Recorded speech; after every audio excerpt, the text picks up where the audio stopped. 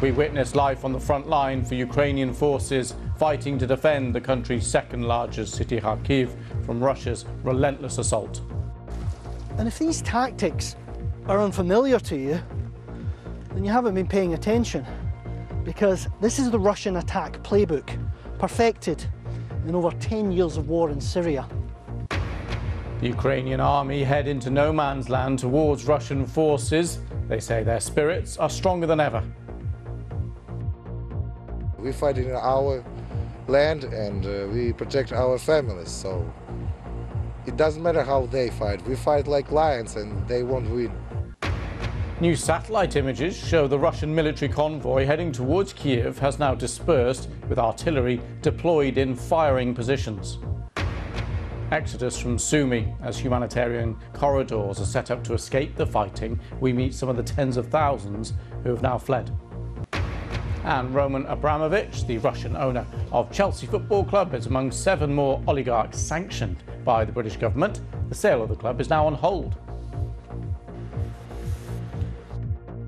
Charities are warning of appalling conditions in the Ukrainian city of Mariupol, which is being besieged by Russian troops. The International Red Cross says many people have run out of food and water in freezing temperatures, with some residents resorting to fighting each other for supplies. Attempts to get people out have repeatedly failed as the bombardment continues. In the highest level of talks so far since the invasion began, Ukraine and Russia have failed to agree on a ceasefire to help people trapped by the fighting escape. Both sides did indicate a willingness to continue talking, but Russia's Foreign Minister Sergei Lavrov made no concessions. The International Atomic Energy Agency says the Ukrainian authorities have confirmed they've lost all communications with the Chernobyl nuclear power plant. On Wednesday, Ukraine said all external power supplies had been cut to the site, which was seized by Russian forces 2 weeks ago. Chernobyl is no longer a working power station, but it still requires constant management. Our headlines today: growing international concern that Russia is on the verge of using chemical weapons in Ukraine. Boris Johnson accuses the Kremlin of coming up with fake stories to justify their use.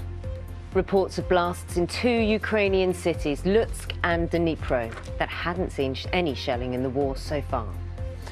New plans to help those fleeing the fighting. The government is drawing up a scheme to allow Ukrainian refugees to live with families in the UK. We want to try to go to London because my sister and this is daughter for him. We want to try. New centre opens today designed to speed up and simplify that visa process for those most in need. Factoring fuel hikes when your job depends on it as prices continue to break records. We speak to people who have to drive for a living and ask how they're coping and how long this might last. What next for Chelsea as the government seized the assets of Russian owner Roman Abramovich? Could this spell the end of the glory years? It's Friday, March the 11th. Fears are growing this morning that Russia could be planning to use chemical weapons in Ukraine. Britain and the US have accused President Putin of trying to concoct a fake story to justify carrying out a possible attack, such as claiming America has been developing chemical weapons for Ukraine. Meanwhile, there have been reports of blasts overnight in 2 cities which, until now, hadn't had direct shelling. Lutsk in the northwest and Dnipro in the southeast.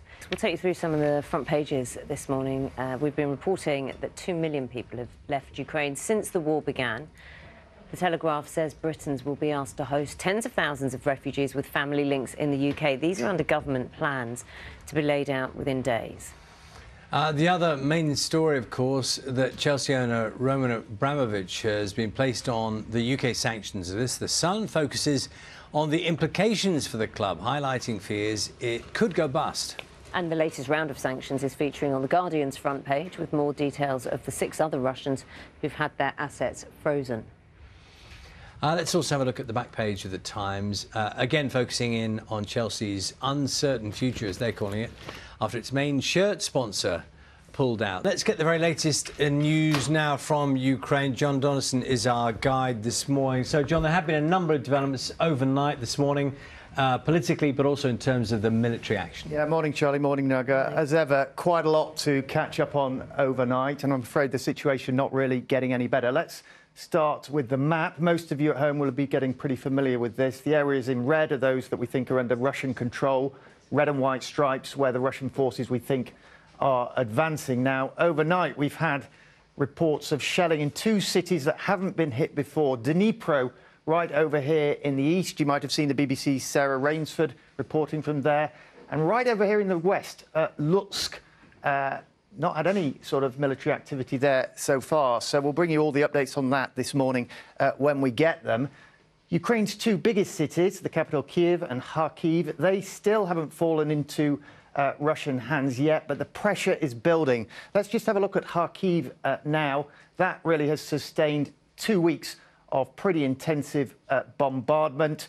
The pictures we actually got here were gathered by the BBC's Quentin Somerville and his team. They've been right up on the front line of fighting. Now we can zoom in, I think, a little further north here. Now this is the area called Brovary.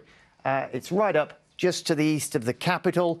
And there we've seen intense fighting as Russian forces move in closer towards the capital. They have, though, faced pretty stiff resistance. In these dramatic images, you can see a Russian tank that's been destroyed.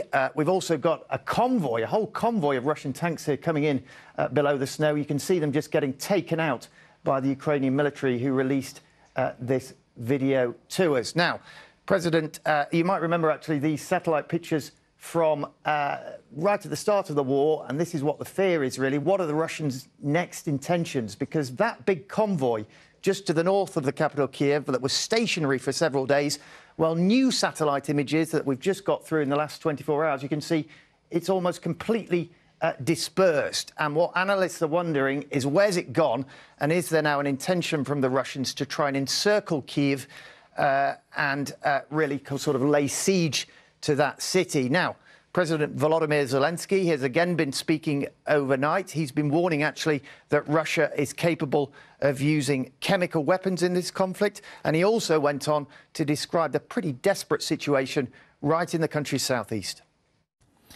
Mariupol, Volnovakha. Mariupol and Volnovakha remain completely blocked. Although we did everything necessary to make the humanitarian corridor work, Russian troops did not cease fire.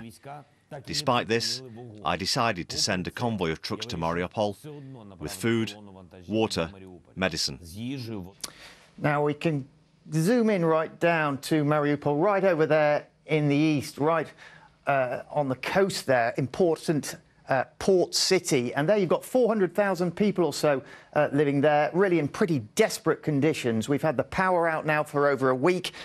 We've had no water. People have been having to melt snow to get fresh drinking water, and they're running out of food. And as we heard there from President Zelensky, that aid convoy that he sent through came under Russian attack. There have been international calls again for these corridors to be created so residents can escape, but no ceasefires to enable that to happen. And all the while, you've got this huge refugee crisis, the biggest that Europe has seen since the Second World War. More than 2 million people have now fled Ukraine, according to the United Nations, because you can see they're heading in all directions, really, getting out whichever way they can. The biggest number, though, heading to Poland, almost 1.5 million people. And in the space of just over 2 weeks, the lives of tens of millions of people have been turned completely upside down. Singers and songwriters are firmly back in the groove of making music and releasing records now that the worst of coronavirus seems to be behind us. Coronavirus, yes. Feels like it happened 1,000 years ago, doesn't it? Well, take the rock star Bryan Adams, for example. He of Everything I Do fame. But he has another string to his bow. He is a celebrated photographer. And as he told us today, he is full of admiration for those covering the war in Ukraine.